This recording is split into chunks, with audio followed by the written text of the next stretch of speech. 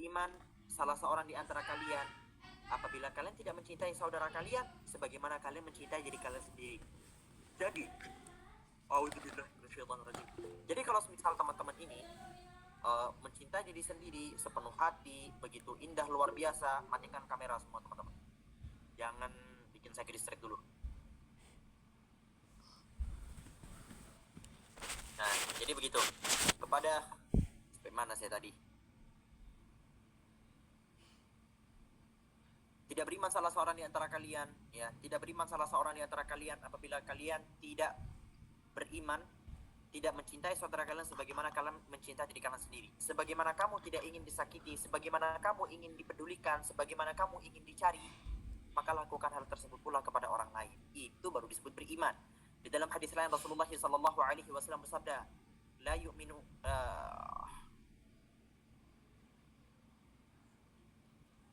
la yu'minu ahadukum. Lupa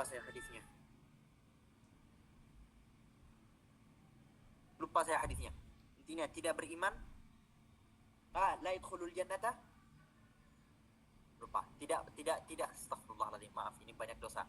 Intinya tidak masuk surga satu pun di antara kita ketika di dalam hatinya tidak ada saling mencintai. Nah, itu syaratnya. Cinta merupakan syarat seseorang masuk surga. Apakah harus cinta satu dengan yang lain? Maksudnya cinta suami terhadap istri terhadap suami? Enggak. Cinta kepada teman, cinta kepada saudara, untuk terus memperhatikan solidaritas umat Islam satu dengan yang lain, itu merupakan sebuah kewajiban. Hari ini kita hidup di tengah-tengah umat yang baperan, umat yang isi hatinya itu dikit-dikit baper sama itu, dikit-dikit baper sama itu. Udahlah, jangan apa-apa itu cinta cinti. Saya tahu ini hati kita hari ini sedang bergejolak. Cinta itu penting. Apakah saya peduli dengan cinta? Iya, saya peduli dengan cinta. Tapi ada banyak hal-hal yang perlu teman-teman pikirkan juga. Masa bangun tidur udah dipikirin cinta lagi, film-film romantis lagi, drama-drama romantis lagi. Itu terus yang dipikirkan. No, di dunia ini masih banyak yang bisa teman-teman lakukan. Ayo, kamu gak malu ngelihat orang tua kamu yang tiap hari terpontang-panting ngurusin kamu? Atau kalau kamu gak tinggal sama orang tua kamu gak malu dengan orang-orang selama ini ngurusin kamu? Atau kalau kamu gak ada yang ngurusin, kamu gak malu dengan keadaan kamu yang sekarang dan kamu akan terus bertahan seperti ini? Malulah. Kayak banyak loh teman-teman ini berusaha lah cari mikirin gimana kira-kira apa yang harus teman-teman lakukan ke depannya, bagaimana relationship kalian dengan Allah Subhanahu wa taala ke depannya. Itu apa yang harus teman-teman lakukan. Jadi pagi sampai malam kerjaannya TikTok, rebahan, scroll, seakan-akan gak ada pekerjaan lain selain itu semua. Banyak. Tidur pun kesiangan, gak tahu sampai jam berapa. Tidur semaunya. Ayo. Kalau teman-teman ingin jadi lebih baik, bikin rencana hidup. Apa yang akan teman-teman lakukan beberapa menit lagi? Apa yang akan teman-teman lakukan beberapa jam lagi? Harus punya jadwal, harus sibuk kita ini. Biar apa? Biar kita gak jadi hamba Allah yang baperan. Biar teman-teman ini gak jadi hamba Allah yang dikit-dikit cinta. No, jangan menye-menye. Ya, banyak. Apalagi kita hidup di zaman dimana orang-orang ini latah. Lagi tren A, ikut tren A. Lagi tren B, ikut tren B. Apakah salah? Enggak. Tapi kadang-kadang ada beberapa tren yang tidak perlu diikutin. Tren apa? Tren gibahin orang. Tren muncul satu artis yang punya masalah keluarga yang sedang dibahas di tengah-tengah masyarakat, terus kalian ikut-ikutan membahas artis tersebut. Wal'iyatubillah. Oh, itu sekarang lagi selingkuh. Ngapain ngurusin hidup orang selingkuh? Ngapain ngurusin hidup orang selingkuh tuh ngapain? Apa? Pertanyaan kalian, ada artis selingkuh. Terus apa? Selingkuh langsung hilang gitu? Enggak. Perselingkuhan akan terus berjalan dan terus bertambah di zaman yang serba mudah ini. Artis diselingkuhin, terus langsung satu dunia menghujat. No, bukan kita bilang selingkuh itu biasa aja. Enggak, selingkuh itu parah. Cuman apa manfaat kalian bahas-bahas orang selingkuh? Banyak gitu loh. Itu tren-tren yang gak jelas seperti itu yang ditegur sama Rasulullah SAW.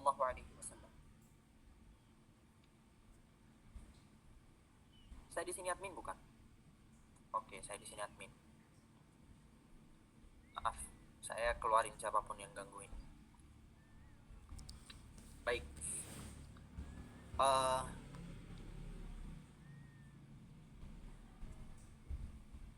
nah, nah, jadi begitu. Kayak di dunia ini banyak loh hal-hal yang bisa teman-teman kerjakan. Kalian cari kira-kira, mungkin kalau kalian sekarang merasa waktu kalian banyak kosongnya, carilah di sekitar kalian yang panti asuhan yang kosong, madrasah yang kosong yang butuh pengajar.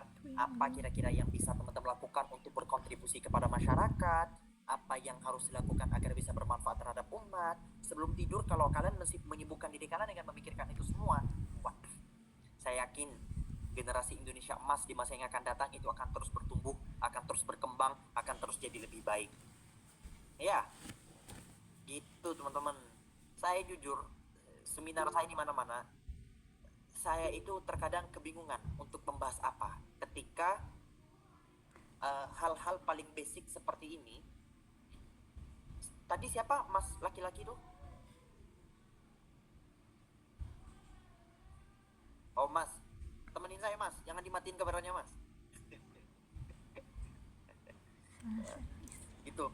Jadi kegiatan eh, saya itu kadang-kadang ketika saya keliling kemana-mana, seminar di mana-mana, saya tuh kebingungan untuk menyampaikan materi. Kenapa? Karena di momen yang bersamaan saya menyampaikan materi 30 menit, 40 menit tentang ini itu, padahal ya masyarakatnya saja masih mini-mini, masyarakatnya saja masih malas-malesan. Makanya yang saya gubrak duluan itu, ayo jangan malas gitu. Ayo banyak di dunia ini yang bisa kita kerjakan. Jangan biarkan saya greget sendirian.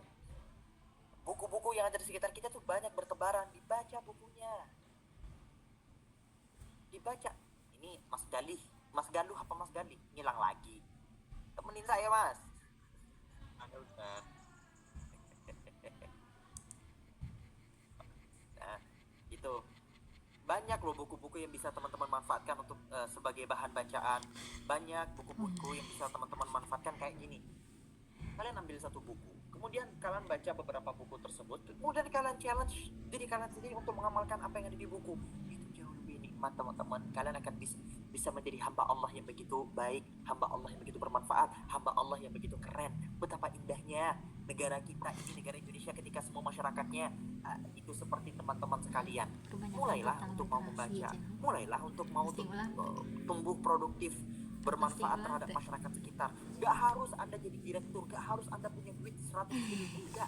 Mulai dari saudara Anda, mulai dari ibu Anda, mulai dari adik, mulai dari circle terdekat kita. Ketika teman-teman merasa bisa bermanfaat terhadap mereka, laksanakan. Laksanakan. Jadi yang pertama jangan malas-malesan, yang kedua jangan terbiasa latah. Rasulullah Shallallahu Alaihi Wasallam menyebutkan, la takunu ima'ah, jangan jadi latah. Kemudian yang ketiga, jangan sibuk ngehalu. Dunia ini terlalu kejam buat kita. I know, terkadang halu itu tidak bisa dikontrol. Halu itu menjadi sebuah diskursus yang sangat menarik di mana-mana, di mana kita senantiasa dimanjakan dengan imajinasi yang kita buat-buat. Ya, datanglah sosok pangeran, ya, di tengah-tengah ada rumputan hijau dengan kuda putihnya, mengenakan baju putih juga, kemudian datang kepadaku dengan wajah yang menawan dan sebagainya. Udah, gak bosan ya hidup dengan imajinasi palsu seperti itu? Ketika kamu sudah sadar ternyata kehidupan yang hari ini sedang kamu lalui tidak sesuai dengan imajinasi itu, gak bosan? Sekali dua kali mungkin oke, sekali dua kali mungkin oke, tapi tiap hari begitu? Bahkan saya menemukan banyak sekali kondisi masyarakat hari ini yang ketika dia gak bisa tidur, dia ngehalu dulu. Gak bisa tidur, akhirnya dia ngehaluin cowok, ngehaluin cewek sampai ketiduran. Toksik teman-teman. Jangan biasakan diri dengan banyak-banyak menghalu. Buang imajinasi palsu. Sekali-kali mungkin wajar, jujur sekali-kali itu wajar. Apalagi momen-momen usia-usia kayak saya, yang ada di bawah saya, yang sedikit di atas saya. Momen-momen halu itu kadang-kadang kayak tiba-tiba terlintas gitu, pengen punya pasangan, pengen punya ini, itu kayak terlintas begitu saja. Tapi jangan larut di sana. Jangan larut 24 jam di sini ngaluin orang. Banyak hal yang harus teman-teman lakukan. Banyak hal yang harus teman-teman kerjakan. Kejar itu semua. Nah, akhirnya dengan begitu teman-teman bisa menjadi hamba Allah yang lebih baik gitu. Dah, materi saya sampai di situ. Saya berharap Q&A lebih banyak. Barakallahu fikum. Lanjut ke Q&A. Q&A 10, 15 bebas. Apa perlu saya baca juga di sini? Oke, Masya Allah, tabarakallah. Sebelumnya saya ucapkan terima kasih kepada Kakak Adam Sidik. Materinya sangat luar biasa sekali ya teman-teman semuanya. Nah, ini adalah sesi Q&A. Teman-teman, kita perlu mendoakan terlebih dahulu narasumber kita. Untuk suara saya masih jelas teman-teman? Masih ya?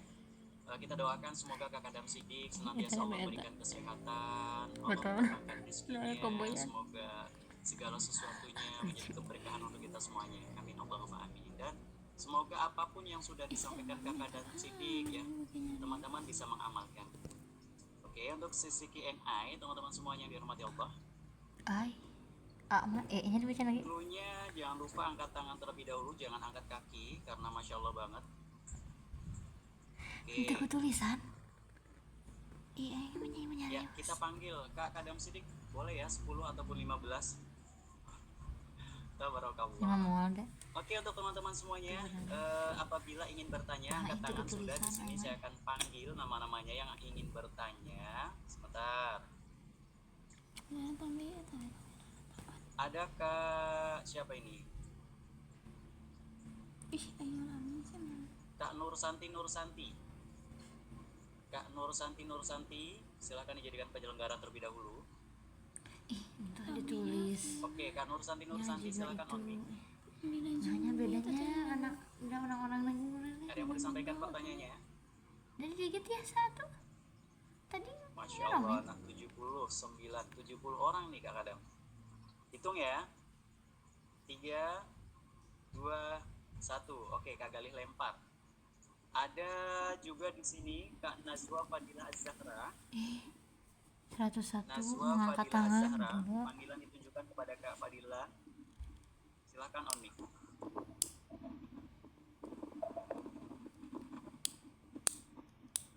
Oke, silakan.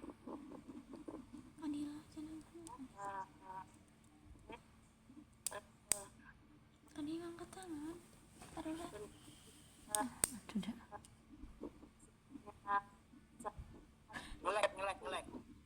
Ngelek. Maaf. Terdengar Kak Husen suaranya. Izin bertanya Kak Husen.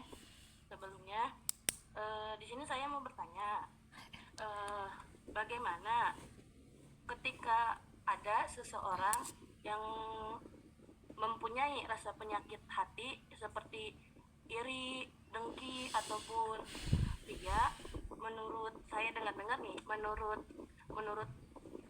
guru saya ataupun dosen saya, ketika seseorang itu lisannya tidak dijaga ataupun mempunyai penyakit hati itu, apakah ada berpengaruh dengan ada kesalahan dari ibadah kita, Kausen? Terima kasih. Konteks di sini Di dia mana yang sih iri itu hati, di jalan? apa yang dia diiriin? Dia yang ngiri hati ke orang tersebut. Contohnya misalkan orang tersebut tuh dia tuh pintar dalam bidang pendidikannya, terus orang tersebut itu aku iri dengan aku iri sama orang itu, misalkan dia kok bisa bisa pintar itu, Tuliskan atau caranya seperti apa sih? Jangan-jangan dia tuh nyontek ataupun ada orang terdekatnya yang ngasih tahu, kayak gitu kalau contohnya. Oke. Kalau konteksnya iri hati, pertama, perasaan-perasaan buruk yang seringkali muncul di telinga-telinga kita itu adalah sesuatu yang wajar. Jadi kadang-kadang muncul perasaan-perasaan buruk, perasaan-perasaan ingin bermaksiat, perasaan-perasaan untuk membenci orang lain, perasaan-perasaan untuk iri sama orang lain adalah sesuatu yang wajar. Hanya saja yang tidak wajar ketika muncul perasaan seperti itu malah diikutin. Jadi muncul perasaan iri hati, muncul perasaan benci, muncul perasaan dengki sama orang. Perasaan yang muncul ini awalnya adalah sesuatu yang wajar. Karena manusia memang seperti itu. Di psikologi ada istilahnya negativity bias, ya. Kalau di dalam Islam ada namanya nafsu, ya. Nafsu pun ada tingkatannya, dan nafsu senantiasa hakikatnya membawa kita menuju keburukan. Itu biasa. Yang nggak biasa itu ketika muncul sesuatu yang buruk, malah kita ikutin, kita dengki, diterusin dengkinya, kita iri hati, diterusin iri hatinya. Maka gimana caranya? Kalau di tasawuf mungkin ada istilahnya riyadhah, olahraga, melatih diri. Jadi ketika muncul perasaan seperti itu langsung ditolak. Muncul perasaan seperti itu, perasaan yang buruk, tolak. Nah, penolakan itu memang susah. Tapi setiap penolakan yang teman-teman lakukan itu bernilai sebagai ibadah. Sesimpel itu. Setiap perasaan itu muncul, tolak lagi. Setiap perasaan itu muncul, tolak lagi. Nolak 100 kali, tolak 100 kali. Jadi kesimpulannya, perasaan yang muncul seperti itu adalah sebuah kewajaran. Banyak-banyak meminta kepada Allah Subhanahu wa taala untuk menghindarkan diri kita semua dari penyakit-penyakit hati seperti itu. Banyak-banyak berdoa. Karena penyakit-penyakit hati seperti itu tidak bisa dikontrol kemunculannya kecuali atas izin Allah. Kalau Allah belum mengizinin kamu, tidak mengizinkan hati kamu untuk ada WA, tidak mengizinkan hati kamu untuk sembuh dari penyakit hati, kamu gak bakalan sembuh. Tapi kalau Allah udah ngizinin, sembuhnya nanti telepon.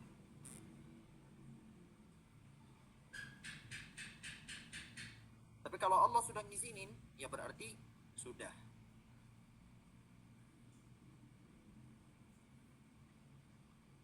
Berarti sudah. Dah, begitu saja. Lanjut. Syukran Kak Husein. Oke, buat teman-teman semuanya, kalau mau bertanya jangan lupa salam terlebih dahulu dan sebutkan nama ya. Di sini ada pertanyaan kedua dari Deni Sariani. Saya panggil Kak Deni Sariani. Kak Deni Sariani. Oke. Silakan. Assalamualaikum warahmatullahi wabarakatuh. Sebelum saya bertanya, izin memperkenalkan diri. Nama saya Deni Sapriani dari Tasikmalaya. Pertanyaannya, bagaimana cara bersikap tenang dalam kondisi apapun? Terima kasih. Ya jelas Kak. Gimana ya maksudnya? Oke, pertanyaannya seperti ini Kak Kadam Sidik. Bagaimana cara kita ini tenang di segala apapun kondisi?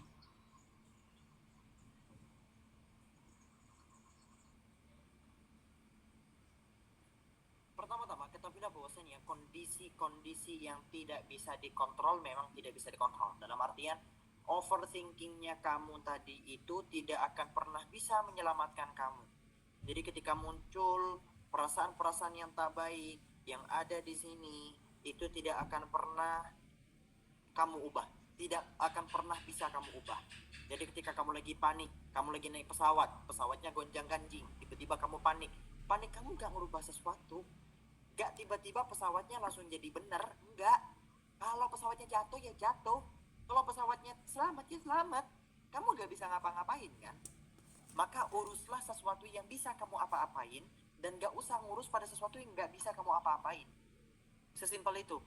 Kalau kamu merasa pada sesuatu tadi itu kamu bisa apa-apain, kamu bisa urus. Tapi kalau kamu ngerasa gak bisa diurus, ya sudah. Paksa hati kita untuk denial, untuk bilang, ini mah gak ada apa-apanya. Percuma aku mikirin ini. Percuma, gak usah aku pikirin ini.